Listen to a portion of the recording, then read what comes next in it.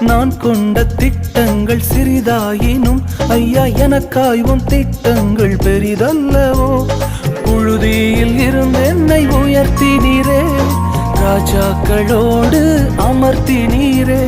புழுதியில் இருந்து என்னை உயர்த்தினீரே, ராஜாக்களோடு அமர்த்தினீரே. உந்தன் கிருபைகளை எண்ணி நான் பாடுவேன், உந்தன் மகிமைதனை தினம் நான் ருசிப்பேன். அல்லேலுயா அல்லேலுயா அல்லேலுயா அல்லேலுயா.